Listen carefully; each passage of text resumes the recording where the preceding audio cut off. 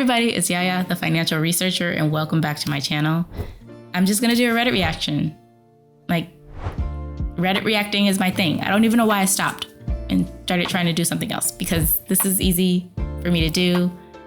I feel like some things come out of my head that are really useful, so I'm gonna Reddit react. But before I get into it, I would like to ask you if you could like, comment, subscribe, or share this video. It helps me out, it helps the channel grow, it helps the algorithm, all those things. But just know, like, comment, share, subscribe. Do those things. Let's get into it. Okay, so the topic of today's post, should I take a loan and consolidate my debt with it? Okay, here's where we do the math. The credit card interest is 20%. The loan is 9%. Yes, I'm gonna stop it right there. Yes, you should. The math is simple. If the loan is less than the interest rate on the credit card, yes, you should. But let's read on. Maybe there's more factors here. So they said they can consolidate most of their debt into one spot. They have a bank account with $645. They have a credit card with $14,000, $825 on it. They say the limit of the credit card is $14,000 and the interest each month. I'm assuming it's each month. So they just say the interest is over $200. I'm assuming that's monthly. They have a personal loan plan of $7,861 and a line of credit of $7,461. I don't understand what these last two items are and why they're here. But in total, it seems like they have around $30,000 in debt, whatever these other two items are. They are pre-approved for a loan offer until March 19th of 2024 of $26,000 and $26,500. They work full-time from September to mid-June. They just got paid, and the interest was more than what they paid on the card, and it drove the balance back up. Not sure what to do anymore. Yes. So in this case, there's two options. The first option is to do a balance transfer, which I don't recommend. Not because balance transfers are bad. Sometimes they could be helpful. You do have to pay a fee of like 3% of whatever the initial balance is. In this case, it would be, if you did the $14,000, you'd probably pay around $450 to transfer your balance onto another card. And at that point, you would have a 0% APR where you could try to catch up and pay off the credit card balance. I think this is a bad idea. One, because this limit is really high. You don't just get here. But the fact that you built your credit limit up to this point and you've gone past the limit, like, just stay away from the credit cards. They just have very high rates. And a credit card should be used in a situation in which you buy something and you pay that something off at the end of the statement. That's it. Otherwise, you're just going to be paying out the ass in interest rates. And you don't want that. So I would not do another balance transfer because you would have a very short amount of time, a year, to pay out $14,000. You don't say anything about your income or like how much you're making or what you're paying.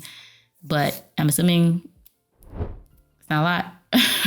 And you're paying the minimum and it's just paying the interest. Like, yeah.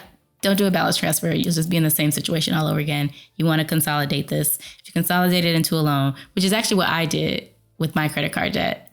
I was $10,000 in credit card debt and I got a loan for, I think, $7,000.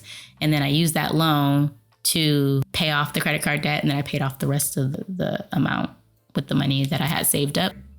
I just wanted to not have that credit card debt sitting there anymore. And with the loan, you know, what you want to look for is a fixed rate interest loan, where they fix that rate. It's 9%. That means it's not going to change for the term of your loan. And then you have a plan that could be 3 years. It could be 4 years. It could be 5. It could be 7. But you have a plan and you make sure that you can afford that monthly payment, even if things change. So the loan then gives you a plan to get out of debt. And that's what you have. That's what you want. With a credit card, it's like you're struggling, right? Unless you do that plan yourself. The loan has a plan, the roadmap laid out for you. Let's see what other people have to say. This person says yes. And then cut up the credit card and never replace it. Yes. This. Yeah, so I'm in the subreddit. I don't know if I mentioned this. I'm in the subreddit personal finance. I'm in here a lot, actually. I like it. But people will usually list what the problem is, but they give us their income, they give us their expenses, so then we can see, and then people will write back. But not me. I don't participate. I just am a spectator. But then they will like give their advice or what they should do based on that information. This person didn't give us any information. They just So with the very little data points we have, it seems like the loan is the way to go.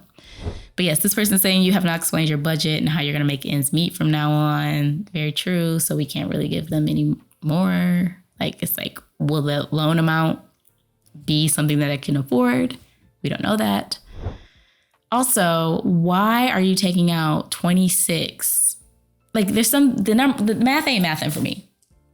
If you're trying to get completely out of debt, why are you taking out $26,500 when the debt is around $30,000? So you're going to pay off some of it. Do you have a plan to pay off the other amount? Like, what's going to stop the $4,000 that you don't pay off from creeping up? Like, well, what's like, the math ain't mathing. So you're only going to pay off some of the debt. If that's the case, then you should pay off all the credit card. Like, what's the interest rate on this personal loan plan? What is this line of credit? Like, we need more information to be like, yes, you should do this. If you're only paying off the credit card, why would you take out $26,000? Why wouldn't you only take out $15,000? Like, why don't take out more than what you need to actually pay it off? Because then you're paying interest on that. Then you have another $12,000 that you're paying a 9% interest on. You're just doing yourself a disservice. Why are you doing this? If you only want to pay off the credit card, only take out the amount you need to pay it off. Like, simple.